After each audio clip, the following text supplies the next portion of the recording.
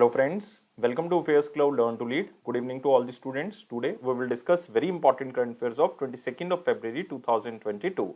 You can see two best images of the day, but today we will discuss very important and the most important current affairs. So watch this video till last. But I am requesting you all the students that you have to download our application Careers Cloud from the description box link.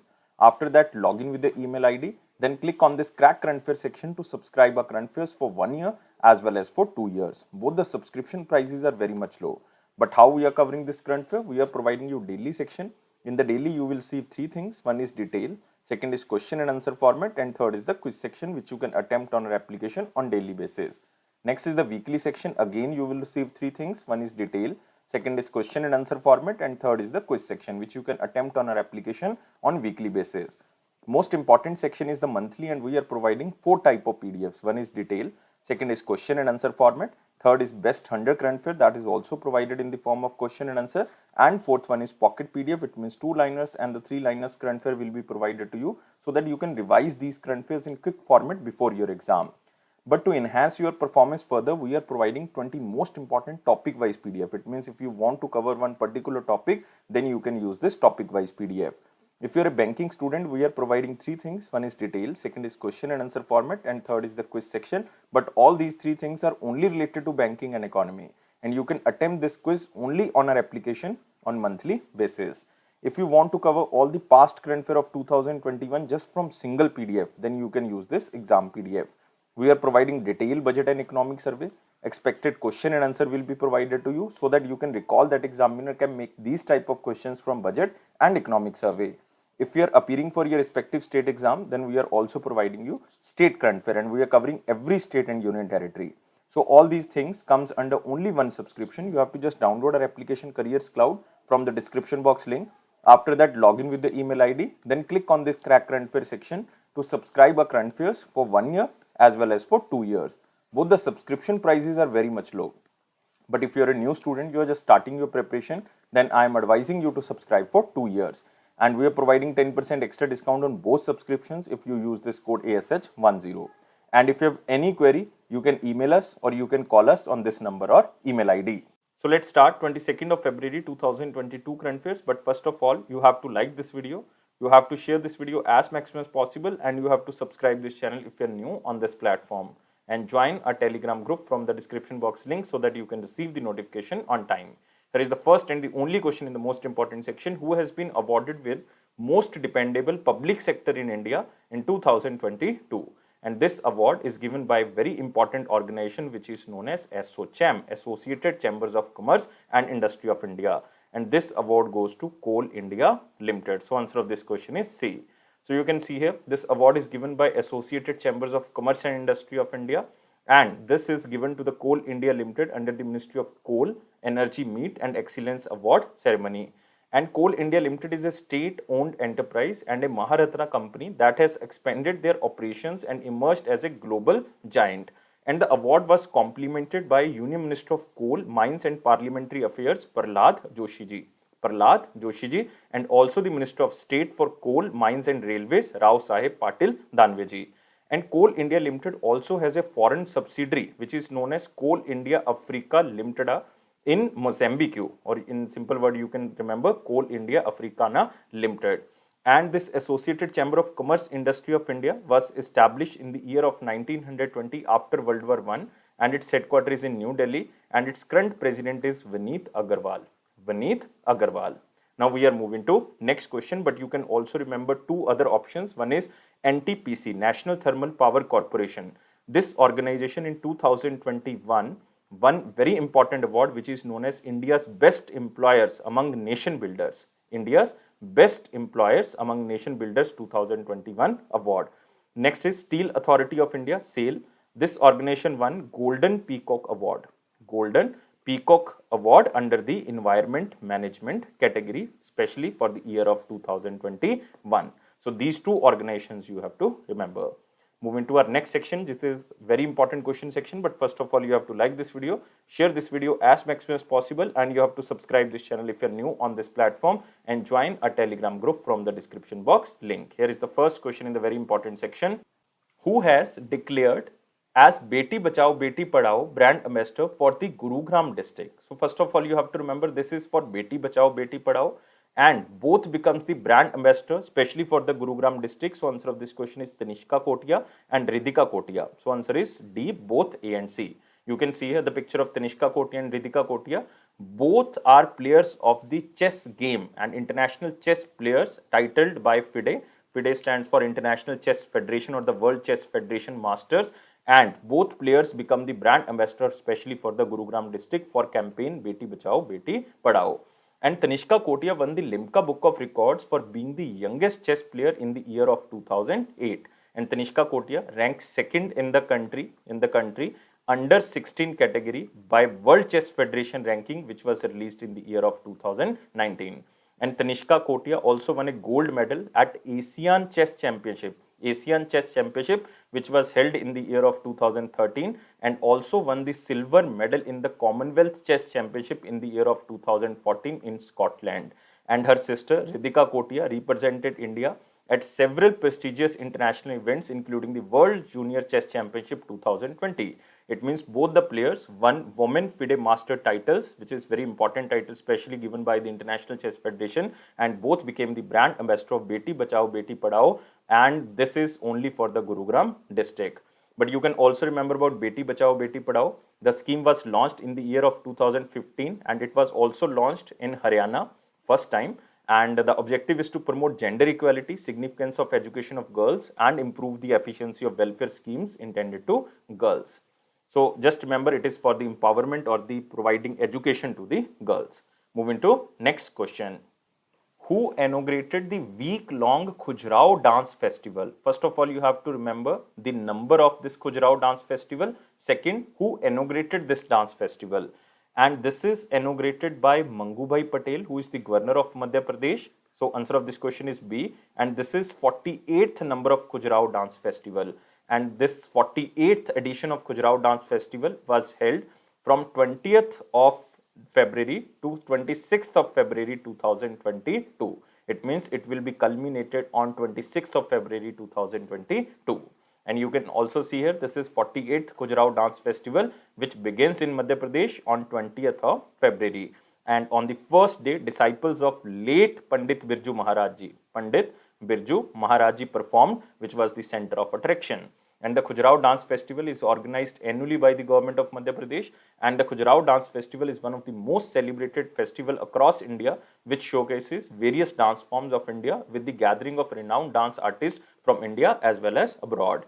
And even the festival will also be presenting artists with the National Kalidas Award. This will be very important because on the day of 26th of February, National Kalidas Award winners will be announced, and it is for dance for the years of 2019-20 and 2020-21. And one state award also will be given under this ceremony, which is known as Madhya Pradesh State Rupankar Kala Award. So two awards will be presented under this ceremony. One is National Kalidas Award, especially for the year of 2019-20 and 2020-21. And second is MP State Rupankar Kala Award. Both awards will be given on the 26th of February. This is the last day of the festival, 2022. So you have to remember, this festival is organized by Madhya Pradesh government, and governor is Mangubhai Chhaganbhai Patel, and also remember the chief minister is Shivraj Singh Chauhan. Moving to next question. Who is nominated as the director of Central Board of Reserve Bank of India? So this is static question. Just remember the question as same as in slide. Who is nominated as the director of the Central Board of Reserve Bank of India? Answer of this question is Sanjay Malhotra. So D is the answer. So the government of India has nominated Sanjay Malhotra, who is working as the secretary of the Department of Financial Services, or you can say DFS, under the Ministry of Finance, as a director of the Central Board of Reserve Bank of India with effect from 16th of February 2022 until further orders. And he also nominated as the director on the Central Board of Directors of State Bank of India, Reserve Bank of India as well as State Bank of India with immediate effect until the further order. And Sanjay Malhotra is 1990 batch IAS officer of Rajasthan cadre. And he has served as the chairman as well as the managing director of very important organization which is known as REC Limited, known as Rural Electrification Corporation Limited.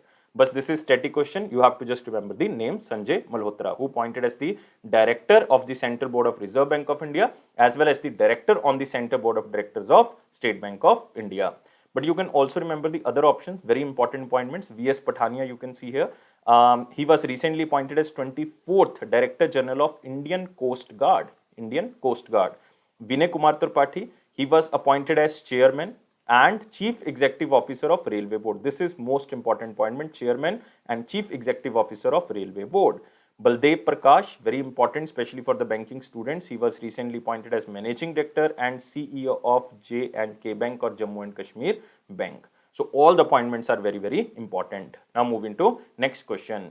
Social worker and Padma awardee Shakuntala Choudhary passed away. She was belonged to which state? Very simple question. You have to just remember the name Shakuntala Choudhary. And she was awarded as Padma Shri and she died at the age of 102 due to age-related issues. And she belonged to Assam. She belonged to Assam. So remember, answer of this question is D. You can also see here the picture of Shakuntala Choudhary. And she was very famous freedom fighter and social worker. And she was an Indian social worker known for her commitment and devotion to the popularization of the Gandhian way of life.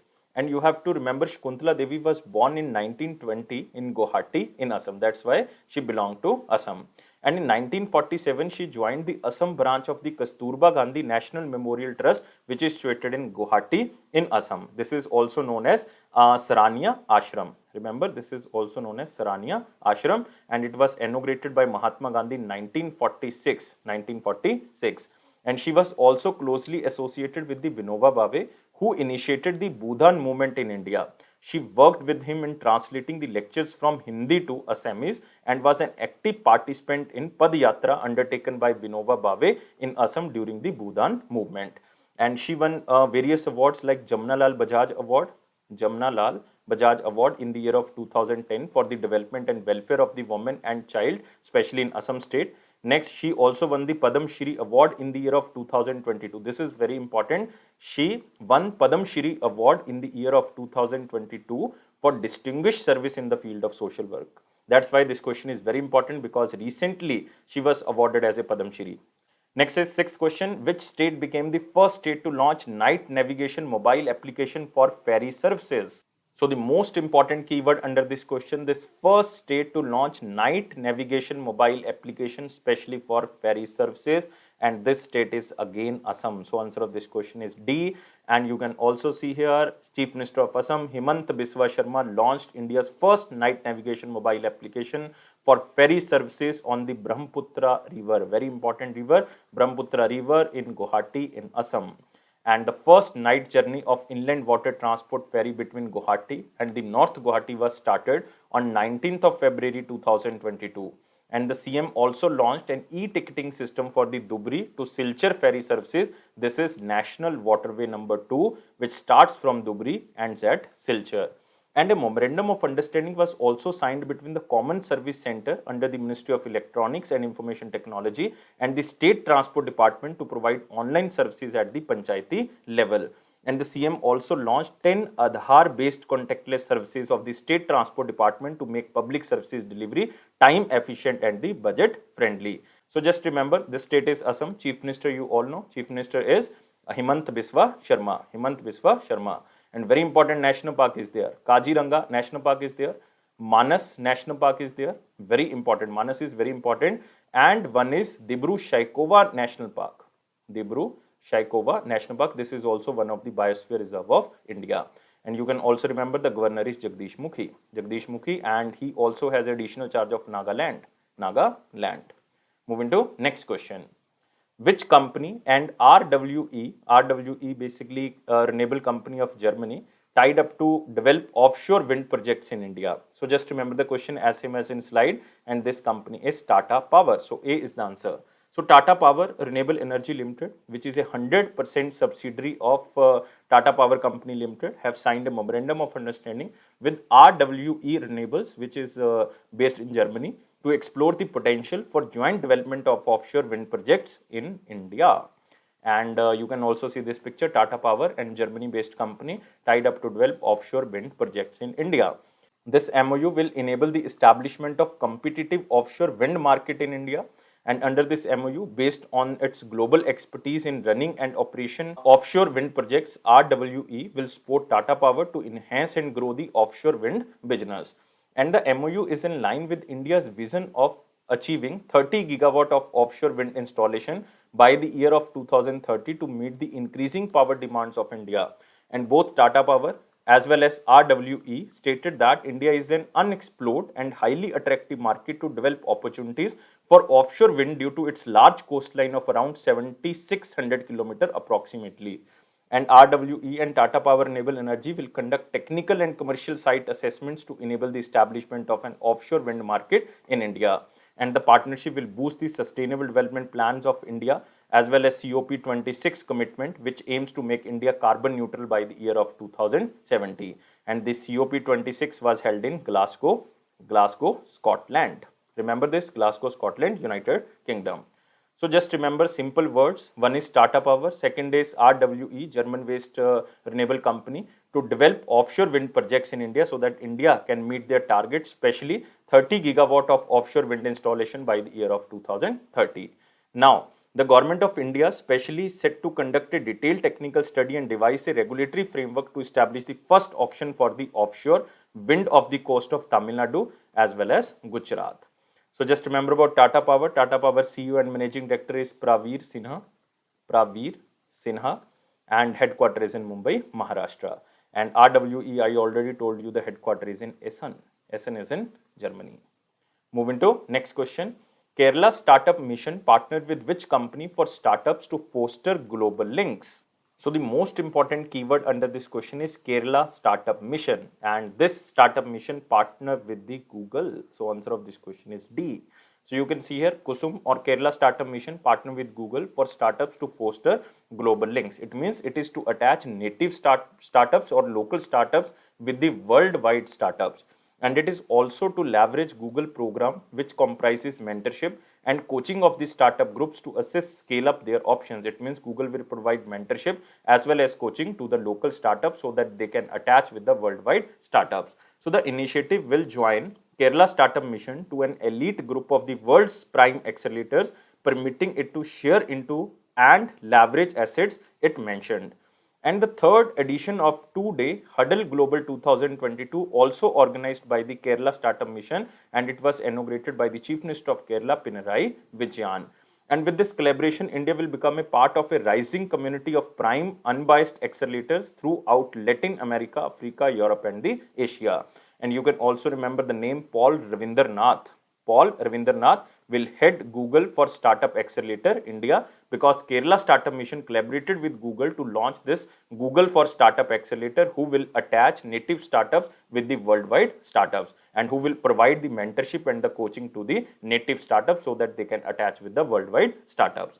So first of all, you have to remember about this Kerala Startup Mission. Kerala Startup Mission is a nodal company of the Kerala Authority for Entrepreneurship Improvement as well as Incubation Action. And this was established in the year of 2006, especially to boost the startups in the Kerala. Moving to next question. Which bank and IRCTC, this is very important organization of the railways, Indian Railway Catering and Tourism Corporation Limited, and both has launched a co-branded contactless credit card, and this bank is Bank of Baroda. So answer of this question is B. So Bank of Baroda Financial Solutions Limited, which is a fully owned subsidiary of the Bank of Baroda, and Indian Railway Catering and Tourism Corporation Limited, which is known as IRCTC, have launched a co-branded contactless credit card, which is named as IRCTC Bank of Baroda RuPay card. And the card provides 1% transaction fees waiver for the customers on all train ticket booking, because they tied up with the IRCTC, and also 1% offer as a fuel surcharge waiver across all petrol pumps in India. And customers will be provided with 1000 bonus reward points for purchase of worth rupees 1000 or more within 45 days of the card issuance. And the card offers maximum saving to frequent railway travelers, and the card users will also get multiple benefits for the shopping across other categories like groceries, fuel, and other things.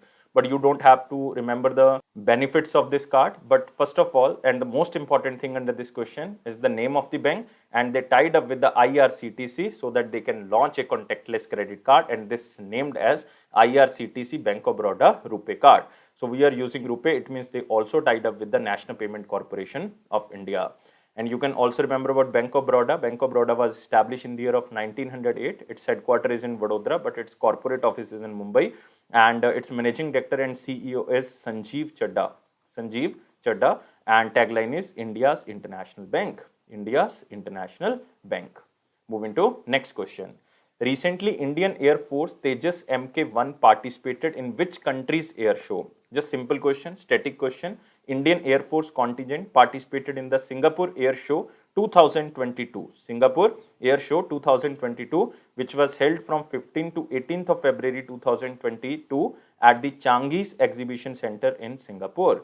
And India showcased especially the Indian Air Force Made in India light combat aircraft, which is known as Tejas Mark 1 or Mk1, which is a 4th generation fighter aircraft. And you can also see here the Tejas picture. And this is manufactured by HAL, Hindustan Aeronautics Limited. And this recently participated in Singapore Air Show 2022. And this is Asia's largest aerospace and defense event all over Asia. And the Singapore Air Show is a biennial event that provides a platform for the global aviation industry to showcase its products. And the Tejas aircraft was previously participated in Dubai Air Show of 2021, also Langkawi International Maritime Aero Expo of 2019, which was held in Malaysia. And this Tejas aircraft is very important because the Indian fighter jet Tejas was developed by Hindustan Aeronautics Limited for Indian Air Force as well as for Indian Navy in collaboration with the Aeronautics Development Agency. But the main organization is Hindustan Aeronautics Limited. Moving to next question. Which union territory hosted Jan Bhagidari Empowerment Portal with higher bandwidth?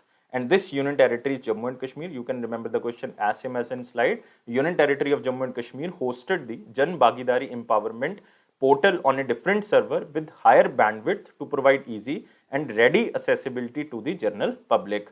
And it aims to minimize the digital divide and encourage the citizens to access the website to gain awareness and information about the works in their respective area. And the name of the website is janbhagidari.jk.gov.in. And it provides detailed information about the nature, status, and the number of developmental works being executed in their areas, such as any district, block, municipality, and village. And the portal is also linked to the schemes like MG Narega or Mahatma Gandhi National Rural Employment Guarantee Act, or Prime Minister Awas Yojana or Pradhan Mantri Awas Yojana, Swachh Bharat Mission urban as well as rural, Prime Minister Gram Sadak Yojana, and citizen will get instant access and information about the works being carried out under these schemes.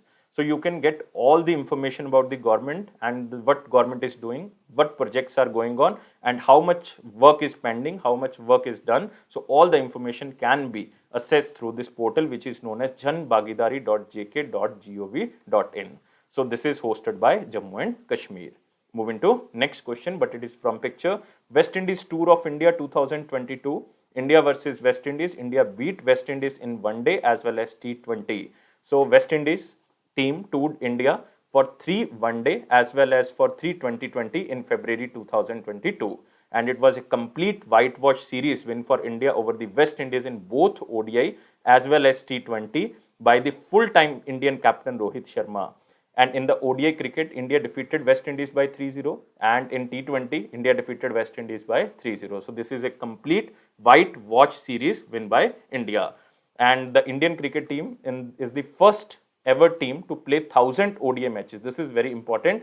And the second rank goes to Australia because Australia played 958 ODI matches. And another fact you can remember, Indian cricket team became the second team to win 100 T20 matches followed by Pakistan. It means second rank goes to Pakistan. Even India secured ICC number 1 rank in T20 after the win against West Indies. And India under the captaincy of Rohit Sharma claims the T20 crown for the first time in 6 years. Last time India held the ranking, this first ranking was under the leadership of MS Dhoni in the year of 2016. And Rohit Sharma also surpassed Kohli to take the second spot in the list of most wins for a captain in T20s at home. And it was Rohit's 14th win in the 15 games on home soil, and Ian Morgan and Kane Williamson hold the top spot with 15 wins each. But in the Rohit Sharma captaincy, we win 14 matches out of 15 games. Moving to next section, it is our important question section. But first of all, you have to like this video, you have to share this video as maximum as possible, and you have to subscribe this channel if you are new on this platform, and join a Telegram group from the description box link so that you can receive the notification on time. Question is, Commerce Department being revamped to achieve the $2 trillion exports target by which year? So the review exercise recently done by Union Minister Piyush Goyal, who is Union Minister of Commerce as well as Industry, and he has called the revamping of the Department of Commerce to achieve 2 trillion exports target by the year of 2027. And it is to become a future-ready establishment of the government by utilizing new age capabilities. So you can see here Department of Commerce revamped their target, and target is $2 trillion export by the year of 2027. Even centralization and digitization of trade facilitation process have been recommended for ease of compliance and scheme administration. So this is the target. You have to just remember $2 trillion export target will be achieved by the year of 2027, and this is stated by Union Minister of Commerce and Industry Piyush Goyal ji. Moving to our next question, it is from picture. World Day of Social Justice observed on 20th of February 2022. It is to speak out against injustice and promote worldwide social justice. And the day is observed to tackle the issues like poverty, exclusion, gender inequality, unemployment, and human rights. And the theme of the World Day of Social Justice 2022 is achieving social justice through formal employment. Just remember the theme, achieving social justice through formal employment. Moving to our one-liner important point, here is the first point. Madhya Pradesh Governor Mangubhai Patel ji inaugurated 48th Khajuraho Dance Festival. We already covered this point. Gems and jewelry sector expected to achieve export target of $40 billion this year, and this is also stated by Piyush Goyal. There is a international ceremony which is known as International Jewelry Show Signature, which is also known as IIJS 2022, and it was organized by Gem and Jewelry Export Promotion Council in Mumbai, Maharashtra. And as per the Union Minister Piyush Goyal ji, the gems and jewelry sector is expected to achieve an export target of $40 billion in the year of 2022. This is in the year of 2022. Next is, Securities and Exchange Board of India reconstitutes advisory committee on alternative investment policy, and total members under this committee are 20, and this will be chaired by Infosys co-founder N.R. Narayana Murthy. N.R. Narayana Murthy. So remember, the chairman is N.R. Narayana Murthy. And the committee advises SEBI on a range of issues that impact further development of alternative investment fund industry and startup ecosystem in India. Next, international trade growth to slow in 2022. This is United Nations Conference on Trade and Development Global Trade Update. So in accordance with the Global Trade Update, which is represented by UNCTAD, the global trade growth will slow in Q1 of the 2022. It means January to March 2022.